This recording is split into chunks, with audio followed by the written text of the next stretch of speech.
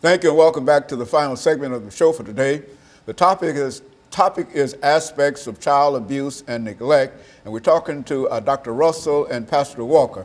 And so, Pastor Walker, let's see if we can start this third segment by dealing with some aspects from your own personal position in reference to your own personal views, as well as to allow Dr. Russell to bring in sort of an institutionalized point of view in terms of the institutions that he worked with and how they handle these issues of child abuse. Any aspect of that.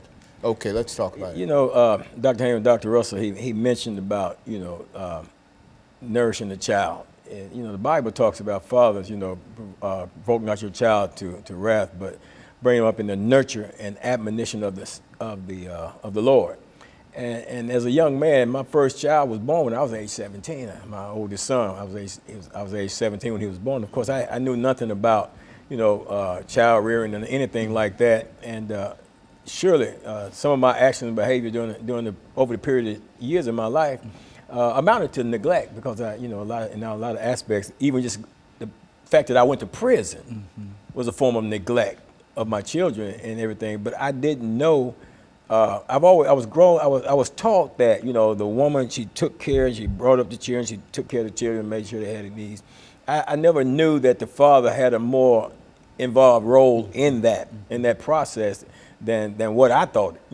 I'm thinking is, you go out, you make some money, you provide, you pay for stuff, you buy stuff, and of course, unfortunately, we got a court system that's relegating fathers to that situation, to that position as well, because they're saying you pay child support and spend, every other weekend with your child, and that's really not, sufficient, really, to raise a child. But that's what I grew up with, thinking, that it was a woman's role to do that, and it wasn't my role. Man is the breadwinner. Yeah, the breadwinner. Yeah. So I think in a real sense, Dr. Russell, you would also say that many of us probably grew up in that confine, in that concept, with those concepts, especially if you didn't grow up with a silver spoon in your mouth, and et cetera. If you came from the other side, and which does not mean that you can't be neglected in a palace, but in a real sense, I think that we're more susceptible, in a real sense, poor folks are more susceptible to that than any other group. Would you say that? I would agree. We parent how we were parented.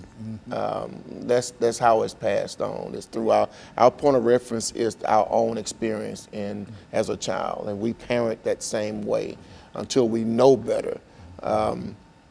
Growing up in a single parent home myself, if I didn't have, I have two sisters in my immediate family, and if their husbands, they took time to actually mentor for me what it was to be a man. Right. And I watched them in their interaction with my sisters, and also my oldest sister, she's dead and gone. Her husband just died last year. They raised me from, for about 12 years of my life. So I had that dual family role, and my sister was at home, a stay-at-home mom, so to speak, and my brother-in-law went to work every day. He slayed the bear and brought him home for my sister to dress him.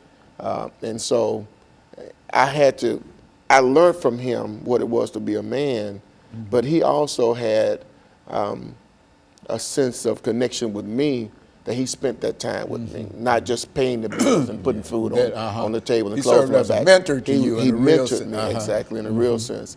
And a lot of times the kids that come to us, they come to us without that.